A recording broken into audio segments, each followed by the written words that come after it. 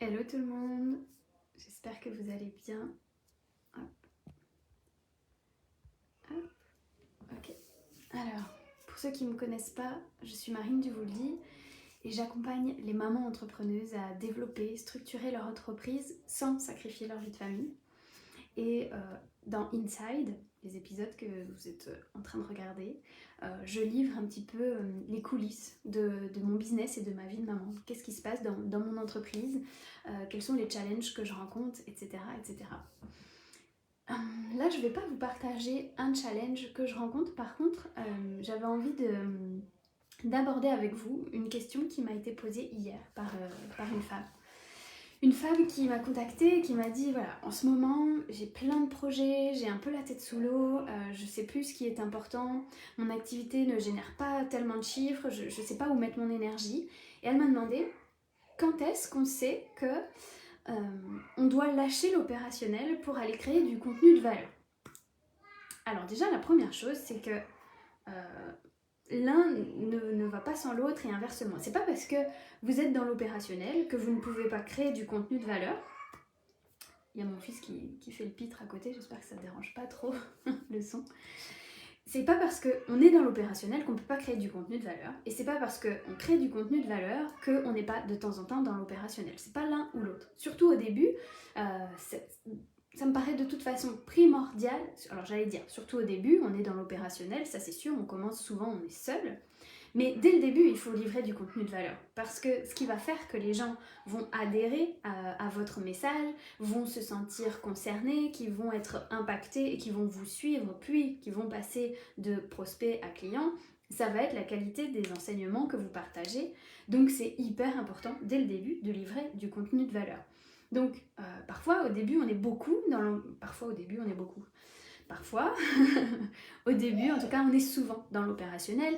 On va passer de nombreuses heures à écrire des contenus, à rédiger des articles de blog si vous avez un blog, à rédiger des posts Instagram si vous êtes sur Instagram, à faire des vidéos YouTube si vous êtes sur YouTube. Bref, tout ça, c'est quand même un peu de l'opérationnel parce qu'on a les mains dans le cambouis.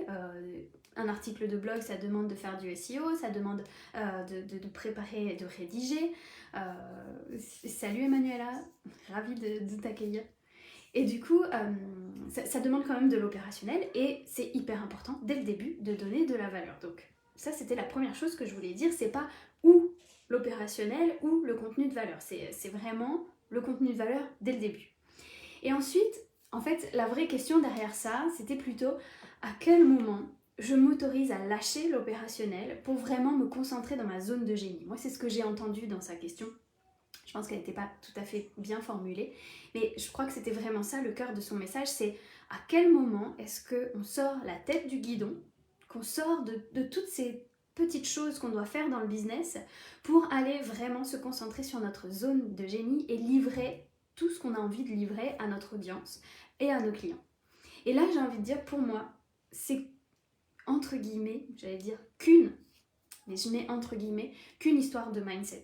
C'est-à-dire que vous pouvez rester toute votre vie d'entrepreneur dans l'opérationnel, avoir la tête dans le guidon, avoir les mains dans le cambouis, et puis ça va être dur, ça va être long. Ça ne veut pas dire que votre activité ne va pas se développer, mais ça veut dire qu'à un moment donné, vous allez forcément heurter un palier, parce que au début, on endosse toutes les casquettes. On est à la fois le CEO, mais on est à la fois celui qui livre les contenus, on est à la fois le marketeur qui va créer les tunnels de vente, on est à la fois le closer qui va justement faire des calls de vente. On est tout ça à la fois au début. À un moment donné, c'est clair que c'est plus jouable, c'est plus tenable. Donc, pour moi, c'est qu'une histoire de mindset. Je sais que certains vont dire, ouais mais non, c'est pas que du mindset, parce qu'à un moment donné, déléguer, ça coûte de l'argent. Bien sûr que déléguer, ça demande de l'argent. Mais oui, voilà, c'est ça, on a toutes les casquettes et on jongle entre tout ça et c'est fatigant en fait. Et à un moment donné, quand est-ce qu'on sort de l'opérationnel? Quand on le décide.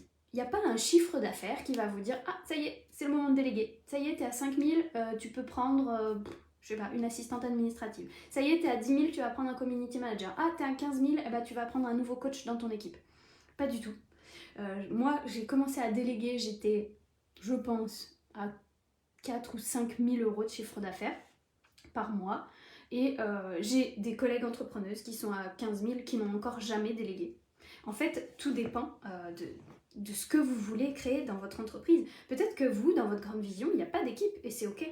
Ça ne veut pas dire que vous ne pouvez pas augmenter le chiffre d'affaires, ça veut simplement dire que vous allez avoir des choix à faire dans les actions que vous posez pour vous concentrer sur votre zone de génie. Parce que votre entreprise ne va s'expanser que quand vous serez dans votre pleine authenticité, que quand vous serez pleinement à la place que vous devez avoir, c'est-à-dire celle où vous allez pouvoir livrer vos contenus comme vous le souhaitez. Donc, en vrai, voilà, c'est exactement ça, c'est quand on ressent le moment de déléguer. Il n'y a personne qui va vous dire c'est bon, c'est ok, tu peux y aller. C'est que vous. Et là, c'est une histoire de mindset, c'est-à-dire que parfois, on ressent le besoin assez tôt, comme moi, j'étais à 4 ou 5 000, et j'ai eu plein de peur. Je me suis dit, mais attends, mais est-ce que c'est pas un peu trop tôt pour déléguer? Et puis si je délègue, ça va me coûter tant. Donc à l'époque, je voyais un peu les choses comme ça, je le voyais plus en termes de dépenses qu'en termes d'investissement. Mais la réalité, c'est que ce que je vais vous dire, c'est évident, mais c'est pas grave, j'en remets une couche.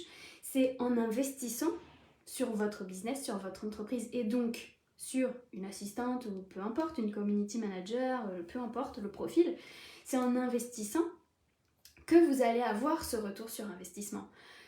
Vous allez peut-être payer, je sais pas moi, 500, 1000 euros quelqu'un, 1500, peu importe, mais derrière, le temps que cette personne va vous faire gagner, c'est du temps où vous allez être dans votre zone de génie et où vous allez rentabiliser ce temps-là.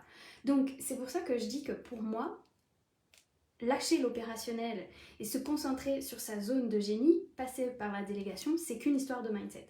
Donc, pour répondre à la question de cette femme, je dirais la première chose, c'est qu'est-ce qui fait qu'on lâche l'opérationnel? La première chose, c'est de le décider. Je décide d'arrêter d'avoir les mains dans le cambouis et de me concentrer sur ma zone de génie. Ça, de toute façon, je le dis toujours, c'est toujours la première étape, de décider. Une fois qu'on a décidé, avant de déléguer, ce qui me paraît important, c'est d'élaguer. C'est-à-dire que avant de prendre quelqu'un qui va rentrer dans l'entreprise et qui va prendre le relais sur certaines tâches, c'est important de voir tout ce que vous pouvez supprimer. Parce qu'il y a un tas de choses, je vous garantis, il y a un tas de choses que vous faites aujourd'hui qui ne sont pas indispensables dans votre activité. Et c'est là que c'est super important de pouvoir traquer un peu vos résultats.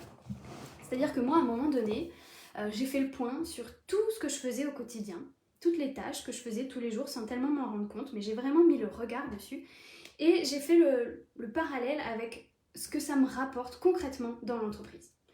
Ok, est-ce que écrire un mail par jour, qu'est-ce que ça me rapporte en termes de chiffre d'affaires, en termes d'impact, de visibilité, mes articles de blog, qu'est-ce que ça me rapporte? Donc j'ai dû traquer tout ça. Alors, au départ, je suis passée par un truc hyper relou. Voilà, je pense pas qu'on soit obligé de passer par ça, mais juste de prendre du recul, de regarder. Ok, quelle est aujourd'hui votre stratégie d'acquisition? D'où viennent vos prospects, les personnes qui vous suivent? Parce que si la plupart viennent d'Instagram, peut-être que ça sert à rien de passer des heures sur Facebook, c'est même sûr en fait. Donc, essayez de regarder tout ça. Une fois que vos prospects sont là, dans votre façon de communiquer, est-ce que vous repérez des posts qui convertissent mieux que d'autres? Est-ce que vous avez des ventes à chaque fois que vous faites des lives? Dans ce cas, c'est peut-être mieux de faire des lives que des posts, peu importe. Allez observer tout ça.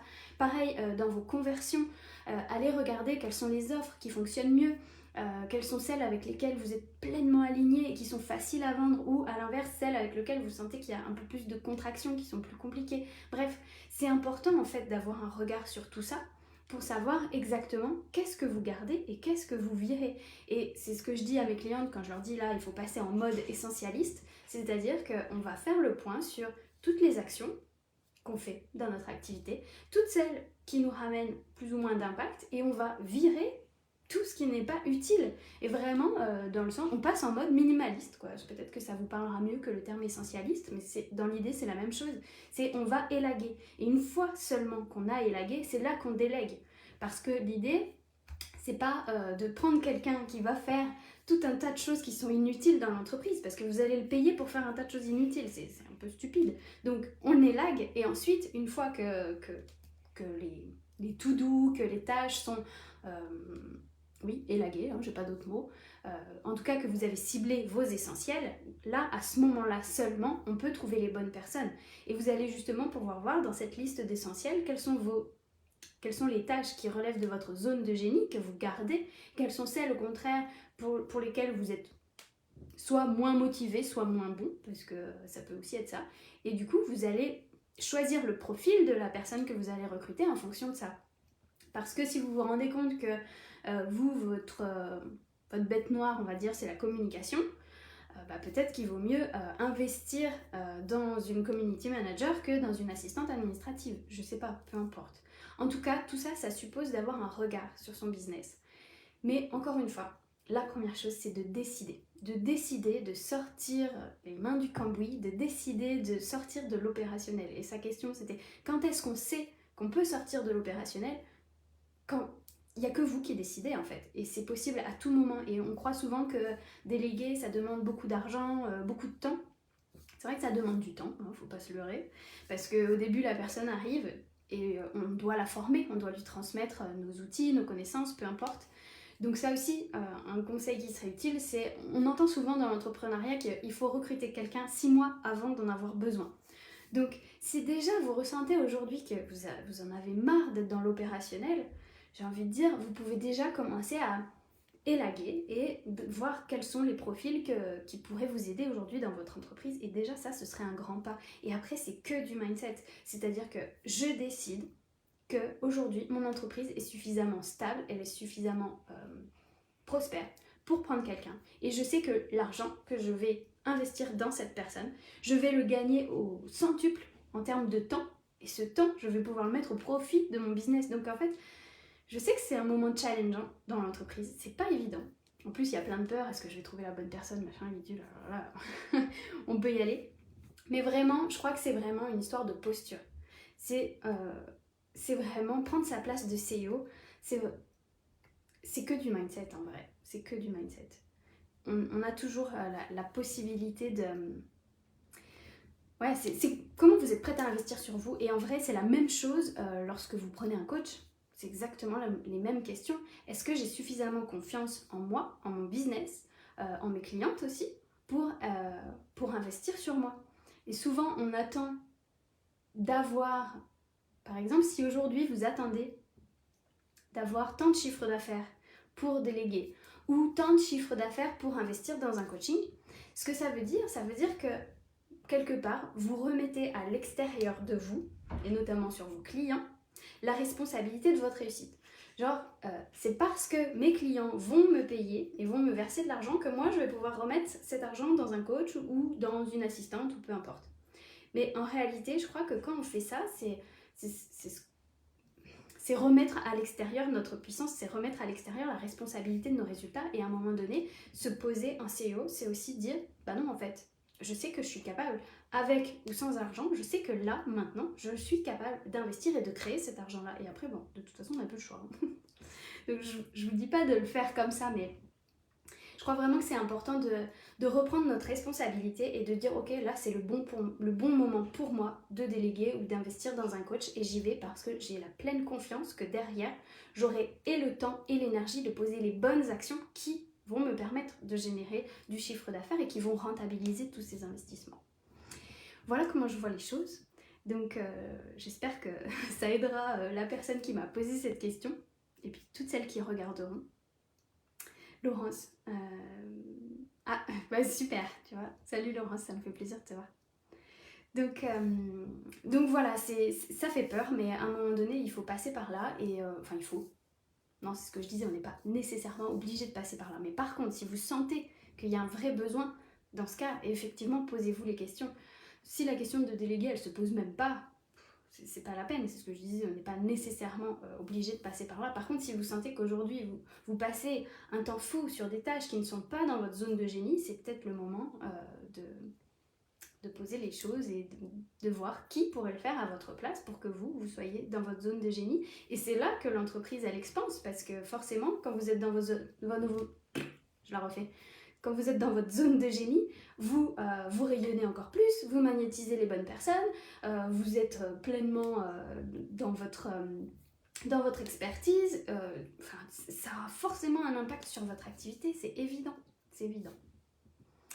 Bon, ravie Emmanuela, tu vois. C'est la première et puis le sujet te parle, il n'y a pas de hasard. Bon, et bien écoutez, j'espère que ça vous aura aidé et puis voilà, n'hésitez pas si vous avez des questions et je vous dis à demain dans un nouvel épisode d'Inside.